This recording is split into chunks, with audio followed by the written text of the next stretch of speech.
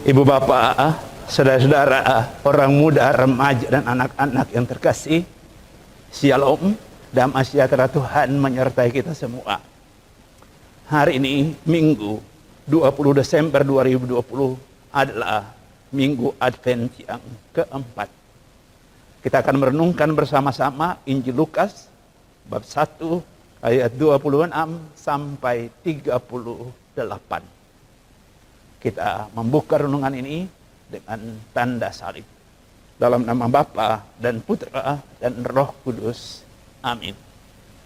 Mari kita siapkan pikiran dan hati kita untuk mendengarkan dan merenungkan firman Tuhan dari Injil Lukas bab 1 ayat 26 sampai 38.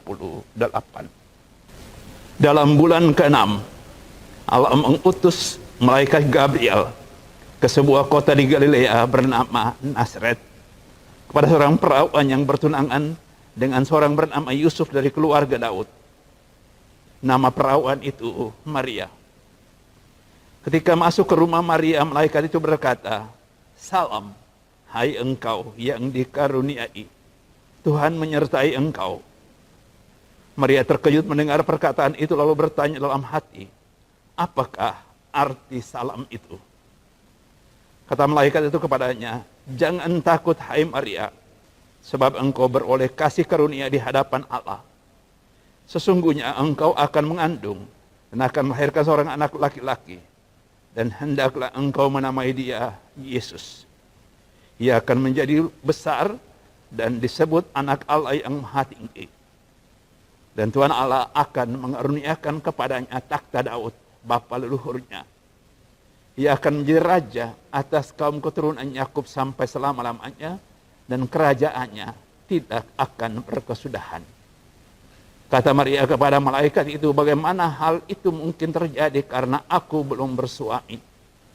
Jawab malaikat itu kepadanya, "Roh Kudus akan turun atasmu, dan kuasa Allah yang Maha Tinggi menaungi engkau.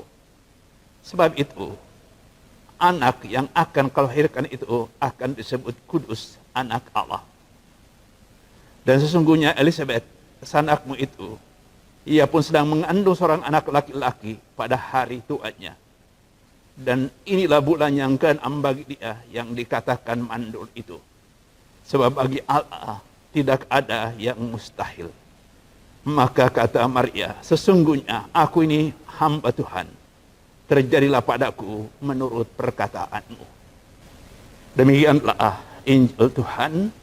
Terpujilah Kristus. Ibu bapak, saudari-saudara, orang muda, remaja, dan anak-anak yang terkasih, Tuhan menunjukkan kasih-Nya kepada umat manusia melalui manusia. Tuhan menunjukkan perhatiannya yang membawa keselamatan kepada umat manusia dengan perantaraan manusia yang Ia pilih. Ia bertindak dalam sejarah kehidupan manusia dengan perantaraan manusia. Hari ini kita mendengarkan Tuhan, Bapa yang Maha Baik itu, mau menghadirkan anaknya yang tunggal itu kepada dunia melalui seorang wanita. Maria mendengarkan apa yang menjadi harapan Tuhan dan bersedia untuk membawa Yesus kepada dunia, untuk membiarkan dirinya menerima kehadiran Yesus dalam kandungannya, dan pada saatnya akan membawa Yesus kepada dunia ketika Ia melahirkan Yesus. Dia mengikuti apa yang menjadi rancangan Tuhan, menyetujui apa yang menjadi kehendak Tuhan, melaksanakannya dengan setia, dan itu yang membawa Maria kepada sukacita kebahagiaan yang sesungguhnya. Injil hari ini mengingatkan kita, Tuhan menolong orang lain, membantu orang lain, menunjukkan kebaikannya kepada orang lain, membawa anaknya kepada orang lain melalui kita manusia. Ia mengulurkan tangan untuk menunjukkan kesetiaannya kepada orang lain, perlindungannya kepada orang lain, kebaikannya kepada orang lain, rahmatnya kepada orang lain melalui manusia.